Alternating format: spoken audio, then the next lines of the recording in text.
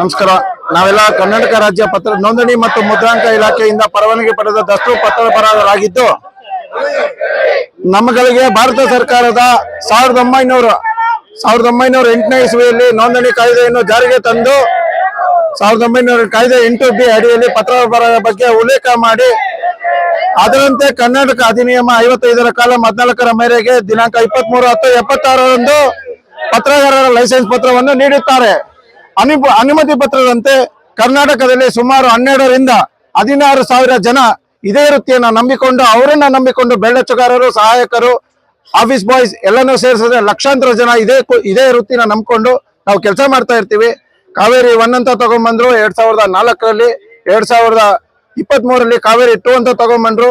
ಕಾವೇರಿ 2 ಕೂಡ ನಾವೇ ಅದನ್ನ ಸಾರ್ವಜನಿಕರಿಗೆ ಪ್ರಚುರಪಡಿಸಿ ನಾವು ಅದನ್ನ ಉದ್ಯೋಗವಾಗಿ ಮತ್ತು ಸರ್ಕಾರಕ್ಕೆ ಸೇವೆ ಮಾಡಿಕೊಂಡು 12ರಿಂದ 14,000 ಜನ ಪರವಾನಗಿ ಪಡೆದ ಪತ್ರ ಬರಹಗಾರರು ಇಲ್ಲಿವರೆಗೂ ಕೆಲಸ ಮಾಡ್ತಾ ಇದ್ದೀವಿ. ಈಗಿನ ಹೋರಾಟದ ಉದ್ದೇಶ ಏನಂದ್ರೆ, ಕಾವೇರಿ 3 ಅಂದ್ರೆ ಫೇಸ್ಲೆಸ್ ರಿಜಿಸ್ಟ್ರೇಷನ್, ಅದನ್ನ ಸರ್ಕಾರ ತರಲಿ ಕೊಟ್ಟಿದೆ. ಆ ಫೇಸ್ಲೆಸ್ ರಿಜಿಸ್ಟ್ರೇಷನ್ ತಗೊಂಡ್ಬರ್ತೀನಿ ಅಂದ್ರೆ ಭೂ ಮಾಫಿಯಾದವರಿಗೆ ನಾವು ಅನುಕೂಲ ಮಾಡಿಕೊಟ್ಟಂತಾಗುತ್ತೆ.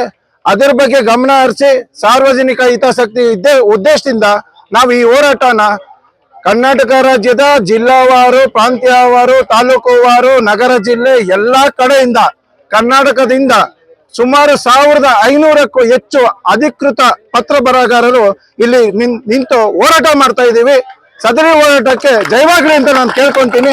ದಯಮಾಡಿ ಕಂದಾಯ ಸಚಿವರಾದ ಸನ್ಮಾನ್ಯ ಶ್ರೀಯುತ ಕೃಷ್ಣ ಬೈರೇಗೌಡರವರಿಗೆ ನಮ್ಮ ಮುಖ್ಯ ಬೇಡಿಕೆಗಳು, ಹೊರ ರಾಜ್ಯಗಳಾದ ಅಕ್ಕಪಕ್ಕದ ರಾಜ್ಯಗಳೆಲ್ಲ ಆಂಧ್ರ ಪ್ರದೇಶ, ತೆಲಂಗಾಣ, ತಮಿಳುನಾಡು, ಕೇರಳ ಇಲ್ಲೆಲ್ಲಾನು ಕೂಡ ಸ್ಟಾಂಪ್ ವೆಂಡರ್ ಲಾಗಿನ್ ಕೊಟ್ಟು ಅವ್ರನ್ನ ಉದ್ಯೋಗನ ಉಳಿಸಿದೆ.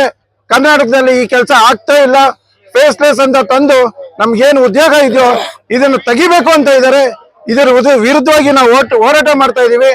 ಮತ್ತೆ ಏನ್ ಪೇಪರ್ಲೆಸ್ ಅಂತ ನೀವು ರಿಜಿಸ್ಟ್ರೇಷನ್ ಶುರು ಮಾಡಿದ್ರೆ ನೋಂದಣಿ ಆಗುವ ಎಲ್ಲಾ ದಸ್ತಾವೇಜುಗಳಿಗೆ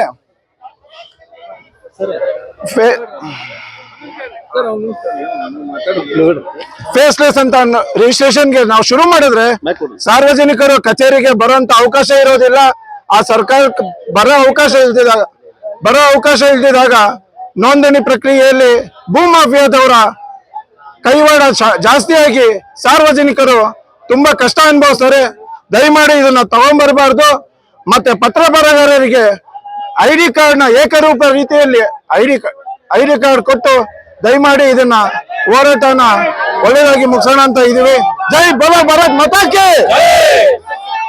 ನವೀನ್ ಕುಮಾರ್, ರಾಜ್ಯ ಉಪಾಧ್ಯಕ್ಷ.